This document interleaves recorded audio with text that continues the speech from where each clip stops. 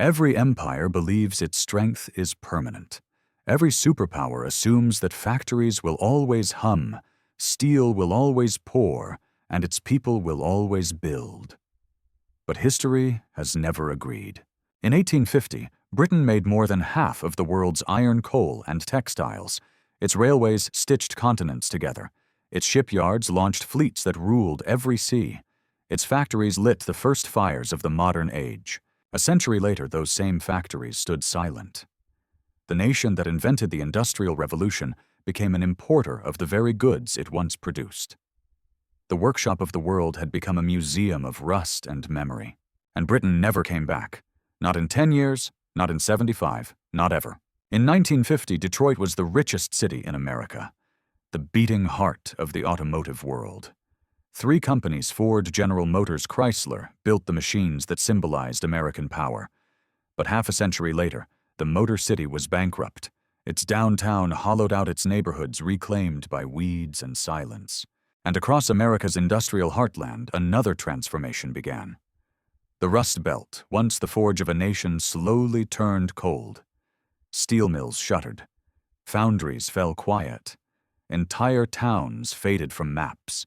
3 stories, 3 centuries, 1 pattern. It begins with dominance, then imitation, then decline, then collapse, and finally dependence. The 5-stage pattern that destroyed every manufacturing superpower has already written its ending over and over again. And in 2025, the United States is standing in the same stage. Britain once did the same stage Detroit, once ignored the same stage the Rust Belt never escaped. Because once a nation stops making things, it stops shaping its own destiny. Factories aren't just buildings. They're the lungs of a civilization. They breathe innovation, strength, and pride. And when they close, a country doesn't just lose jobs. It loses memory, skill, and purpose. It starts the same way, it ends the same way. This is the story of the 5-stage pattern that destroyed every manufacturing superpower. There is a rhythm to industrial rise and fall, a predictable sequence that has repeated for 200 years. Every manufacturing superpower from Britain to Detroit to the Rust Belt follows it step by step, convinced that this time will be different. It never is. It begins with Stage 1 dominance. A nation reaches its peak of production. Its machines are the best in the world, its workers the most skilled, its goods the most desired. Exports surge. Confidence grows. The nation opens its markets freely because no competitor seems close. Factories expand, cities boom, and the middle class thrives. People believe the golden age will last forever. Then comes Stage 2 competition. Success attracts imitation. Other nations study the leader's methods, hire its engineers, copy its technology, and improve upon it. They learn to build faster, cheaper, and often better. While the leader celebrates its legacy, the challengers build the future. The leader's factories age. Its costs rise. Its pride blinds it to change. Stage 3. Market share decline. Imports start to grow. Factories begin to close. Executives and politicians promise recovery while quietly moving production abroad. What began as competition becomes dependency. The math shifts. Cheaper foreign goods flood domestic markets while domestic workers face layoffs. Communities weaken, cities hollow out, and the national balance of trade tilts from surplus to deficit. Then comes Stage 4 industrial collapse. Entire sectors vanish. Generational knowledge, the crafts, the skills, the muscle memory disappears. Machines rust. Supply chains move offshore. A new generation grows up in a service economy disconnected from the act of making. The nation that once forged the modern world becomes a consumer of it. Finally, Stage 5. Permanent dependency. Factories don't return. The workforce ages out. Innovation slows. The country imports not only goods, but the very technology that defines its era. It becomes dependent on others for essentials, steel, electronics, medicine, even defense. And when crisis comes, it discovers that wealth without industry is an illusion. That is the pattern. 5 stages that describe every industrial empire's life cycle. 1. Dominance. 2. Competition. 3. Decline. 4. Collapse. 5. Dependency. It destroyed Britain. It devoured Detroit. It consumed the American Rust Belt. And now it's spreading across the entire United States. Manufacturing isn't just economics, it's national security, resilience, and power. When you build, you learn. When you stop building, you forget. Every stage of decline begins quietly. A factory outsourcing here, a small town losing jobs there. But by the time a country realizes what it has lost, it's too late to rebuild. Because once a nation stops making things, it starts renting its future from others. And history shows you never get it back. In 1850, Britain stood at the height of its power. It produced more than half of the world's iron, coal, and textiles. Its factories drove the global economy. Its railways connected continents. Its ships carried trade across every ocean.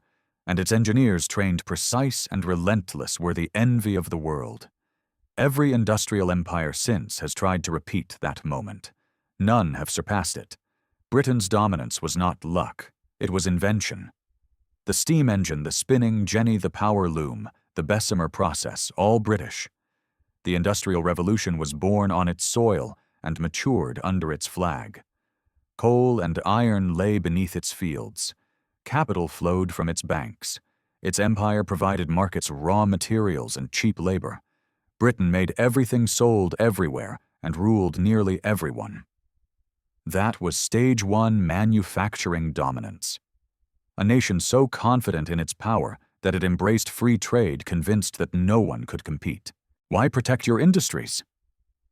They asked when the world depends on you, but every empire's shadow is its mirror, the imitators watching, learning, and waiting.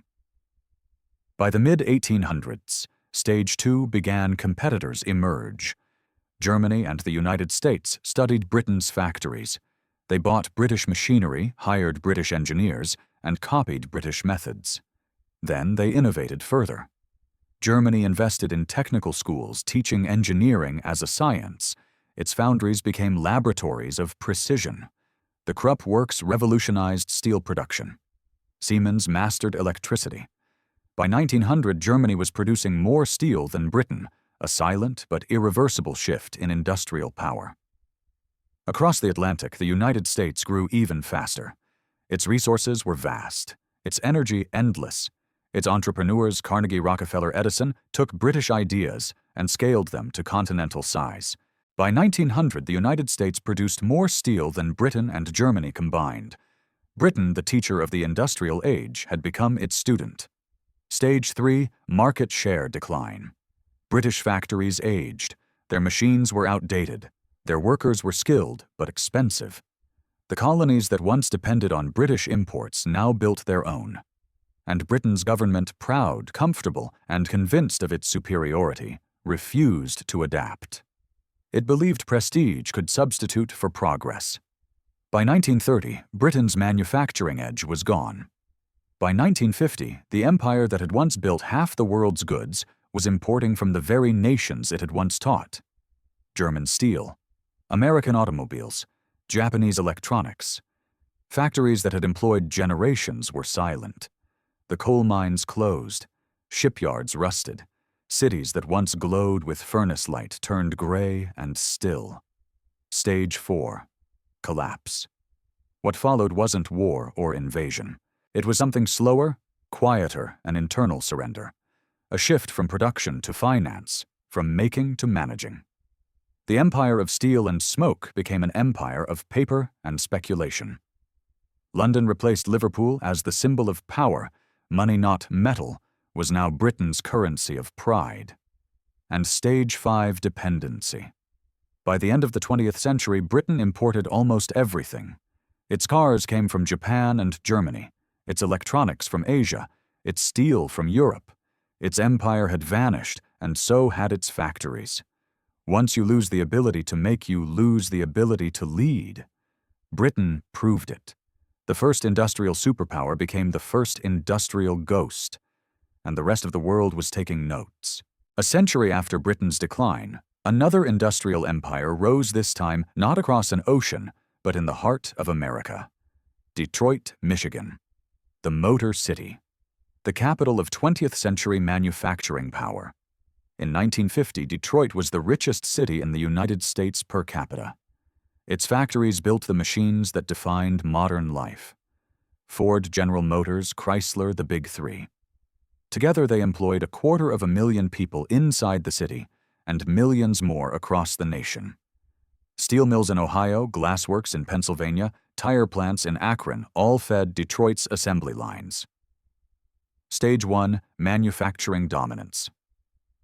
Detroit was a symbol of American ingenuity. Its factories produced half the world's automobiles. Union jobs paid middle-class wages that could support entire families. A high school graduate could walk into a plant, learn a trade, buy a home, raise children, and retire securely. The assembly line was more than a system. It was a promise. If you worked, you prospered. It was the American dream cast in metal and chrome. But dominance breeds complacency. The cars kept selling, the profits kept rising, and no one believed it could end. Until Stage 2 competitors emerge. In the 1960s and 1970s, Japan entered the global auto market. At first, Americans laughed. Small, cheap, underpowered, the early Toyotas and Hondas looked like toys next to the giant Cadillacs and Buicks rolling off Detroit's lines. But while Detroit celebrated its past, Japan was building the future. Japanese manufacturers adopted lean production, kaizen, continuous improvement, minimizing waste, perfecting precision, empowering workers to innovate. They learned to make cars that were smaller, cleaner, more efficient, and more reliable. Then came the oil crisis of 1973. Gasoline prices soared. American muscle cars suddenly became liabilities. Consumers wanted economy, not excess. And Japan delivered. By the 1980s, Japanese automakers had captured nearly a third of the U.S. market.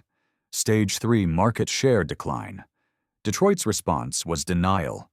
Instead of reinventing their factories, executives cut corners. They outsourced parts, delayed innovation, and focused on short-term profits. When profits fell further, they cut labor costs. Factories closed. Jobs vanished. The Big Three moved production to cheaper states, then overseas, chasing lower wages while abandoning the city that built them. What followed was Stage 4 industrial collapse. By 1990, Detroit's auto employment had fallen by more than half. Entire neighborhoods emptied out. Once vibrant streets became silent blocks of boarded windows and overgrown lots. When the 2008 financial crisis hit two of the Big Three, General Motors and Chrysler, declared bankruptcy. Ford survived, but barely. The bailout saved balance sheets, not the city. In 1950, Detroit had nearly 2 million residents. By 2013, it had fewer than 700,000. That year, the richest industrial city in American history filed for bankruptcy. Streetlights flickered out. Police and fire services collapsed. Whole districts were reclaimed by grass and silence. Stage 5. Dependency. Detroit never recovered its factories, its workforce, or its pride. Today, cars bearing American names are often built in Mexico, Canada, or Asia. Detroit remains a symbol not of strength, but of warning. What happened there was not an accident. It was the same pattern that destroyed Britain's success, breeding arrogance, competition ignored until too late decline, disguised as transition, and finally collapse. Detroit once built the engines of the world. Now it imports the parts for its own recovery. The lesson is simple, but the cost was immense. When a society stops making it, starts decaying. And the people who once built its greatness are left standing beside ruins, wondering how something so strong could vanish so fast. If Detroit was the engine, the Rust Belt was the body, the vast system of steel machinery and manufacturing that powered the United States. From Pennsylvania to Wisconsin, from Ohio to Michigan, the region was once the beating industrial heart of the world. Its furnaces lit the sky red. Its factories forged the weapons rails and skyscrapers that built modern civilization. Pittsburgh made steel. Cleveland built machines. Youngstown, Akron, Gary, Buffalo cities, whose names once meant progress, strength, and pride. Stage 1. Manufacturing dominance. In 1970, the United States produced 20% of all the world's steel. U.S. Steel alone employed more than 300,000 workers. Bethlehem Steel, another 160,000 tellers. Entire towns existed because of a single mill, neighborhoods of families who worked, studied, and lived under the same plume of smoke. Union wages were strong. A high school diploma could buy a lifetime of dignity. The Rust Belt was the middle class, the foundation of America's power. But by the late 1970s, the same pattern that had consumed Britain and Detroit began again. Stage 2, competitors emerge. Germany, Japan, and South Korea rebuilt after the war using new technology, modern electric arc furnaces, continuous casting automated systems. Their plants were cleaner, faster, and far more efficient than America's aging blast furnaces. And their workers earned a fraction of American wages. By 1980, Korean steelworkers made $3 an hour. American steelworkers made $25. The math was merciless. Imports surged. Foreign steel was cheaper than American steel even after shipping it halfway around the world. Instead of modernizing, many American companies lobbied for tariffs and cut jobs to survive. They fought symptoms, not causes. While competitors innovated, U.S. industries stalled. Stage 3, market share decline. Through the 1980s and 1990s, the closures began. First the small mills, then the giants. Bethlehem Steel went bankrupt in 2001. Republic Steel vanished, LTV Steel gone. U.S. Steel, once the symbol of American, might shrank from 300,000 workers to barely 50,000. Millions of jobs disappeared, not to automation, but to geography. Factories moved abroad where labor was cheap and regulations light. And when NAFTA passed in 1994, the exodus accelerated. Companies discovered they could build in Mexico, pay a fraction of the wage, and sell back to America tariff-free. What had once been a steady trickle became a flood. Stage 4, industrial collapse. The 2000s sealed the fate of the Rust Belt. China joined the World Trade Organization in 2001, and its manufacturing exploded. By 2010, China produced more steel than the rest of the world combined. They made everything from electronics to machinery at prices no one could match. The Rust Belt's great furnaces went cold. Between 1980 and 2010, the United States lost 8 million manufacturing jobs. Each job lost rippled outward, 5 more gone in supporting industries. One factory's death meant a town's death. Youngstown fell from 170,000 people to 60,000. Gary, Indiana, from 175,000 to under 70,000. Flint lost half its residents. Buffalo hollowed out. Main streets turned to empty lots. The collapse didn't happen overnight. It happened shift by shift, paycheck by paycheck, house by house. A slow-motion disintegration of the American working class. Stage 5, dependency.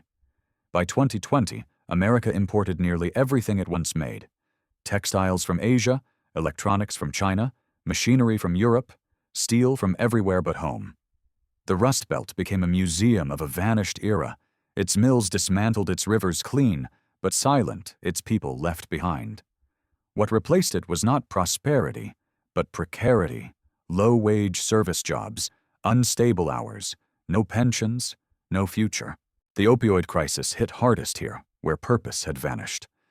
Communities that once built the backbone of a nation now struggled to survive in its shadow. The lesson was the same one Britain ignored, and Detroit forgot. When you stop building, you start borrowing not just money, but meaning. And now the same cycle that consumed them is unfolding again, this time across the entire United States.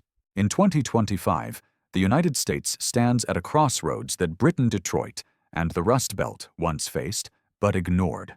For decades, the country believed it could shift from making to managing, from building to branding, from factories to finance, and the strength of the nation would remain. But the numbers, the cold, unfeeling math of history say otherwise. Stage 4. Factory closures accelerate. Jobs vanish. Since 2000, the United States has lost over 5 million manufacturing jobs. Each one was more than a paycheck. It was a link in the chain of national resilience. Factories that once built steel machinery and electronics now stand empty or have been repurposed as warehouses for imported goods. The country that once made everything now imports almost everything. The trade deficit has become a black hole, more than $800 billion each year, leaving the economy never to return. Manufacturing's share of GDP has fallen from 28% in 1950 to just 11% today, even as the population nearly doubled production capacity collapsed. And the losses aren't just economic, they are generational. The workers who once trained apprentices have retired or died. The machinery that forged an empire has been sold or scrapped. The knowledge, the muscle memory of making, is disappearing. Stage 5. Deindustrialization and dependency. America now depends on others for the essentials of its own survival. 80% of the active ingredients in American pharmaceuticals are made overseas, primarily in China and India.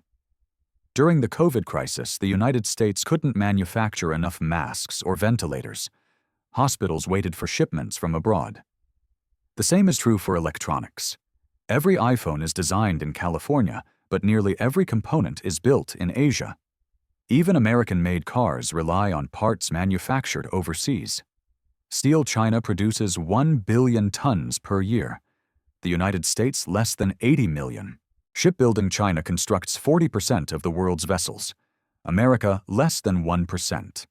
And semiconductors, the lifeblood of the digital age, 90% of advanced chips are made in Taiwan. If that island falls, America's technology supply chain collapses overnight. This is not theory, it's arithmetic. Dependency is not an event, it's a process. And America is in its final phase. When you lose the ability to make, you lose the ability to defend. Industrial power is not just about jobs, it's about sovereignty. You can't fight wars, build infrastructure, or innovate at scale if you depend on your rivals for your raw materials, your parts, your tools. Britain learned that in the 1950s, when its empire could no longer feed its factories. Detroit learned it when its automakers imported components they once crafted themselves.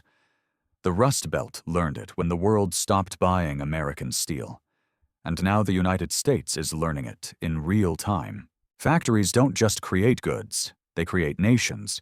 They build resilience, pride, and community. When they disappear, what replaces them is fragility disguised as progress. Financial services can't weld a bridge. Software can't forge steel. A service economy cannot sustain a superpower. Every previous manufacturing giant thought it could escape this fate. Britain thought finance would save it. Detroit thought brand loyalty would sustain it. The Rust Belt thought tariffs could delay it. All were wrong. All fell. Now America is entering Stage 5 complete deindustrialization. 5 more years at the current pace, and the ability to produce at scale, the foundation of American power, will be gone. Factories gone. Workers gone. Capability gone. And once that capability disappears, it never returns. Britain hasn't rebuilt its industrial base in 75 years. Detroit hasn't recovered in 50. The Rust Belt still hasn't after 40. The pattern is permanent. The tragedy isn't that the pattern exists. It's that it's being ignored again. 3 times before the pattern unfolded. 3 times before the world watched a superpower decay from within. And 3 times before the same words were spoken. It won't happen here. But it always does. Britain, once the workshop of the world, lost its factories and never rebuilt them. Detroit, once the richest city in America, became a monument to what was lost. The Rust Belt, once the heart of American strength, became its scar. Each thought their dominance was eternal. Each believed that innovation, wealth, or pride would protect them. And each was wrong. Now the United States, the last great industrial empire, stands where they once stood. Factories closing, skills vanishing, imports rising, dependency deepening. The same 5-stage pattern is completing its final turn. Stage 1, manufacturing dominance. Stage 2, complacency and competition. Stage 3, market decline and offshoring. Stage 4, factory collapse and job loss. Stage 5, dependency and decay. It begins with success. It ends with reliance. And once reliance becomes habit, power becomes illusion. Every empire that forgot how to build eventually fell to those who remembered, because the nation that makes leads, and the one that buys follows. This is not prophecy, it's precedent. written in coal and iron and steel and silence. Every time a factory closes, a piece of sovereignty dies with it. And every time a nation stops making it, starts borrowing not just goods, but destiny. Perhaps reform is possible. Perhaps America can still reverse the curve, revive its industries, rebuild its skills, renew its pride. But history is not sentimental. It offers warnings, not second chances. Britain had a century to adapt. Detroit had a generation. The Rust Belt had decades. And America has years. The pattern doesn't punish arrogance. It measures time. And when the last machine stops turning, the silence will not be economic. It will be civilizational. If this gave you a new perspective, subscribe. Because when the fifth stage completes, when the machines go quiet, when the supply chains fail, when the empire of steel becomes an empire of screens, you'll want to understand not just what happened, but why. The answers aren't hidden in the future. They're written in the rust, the ruins, and the forgotten hum of the factories that once built the world.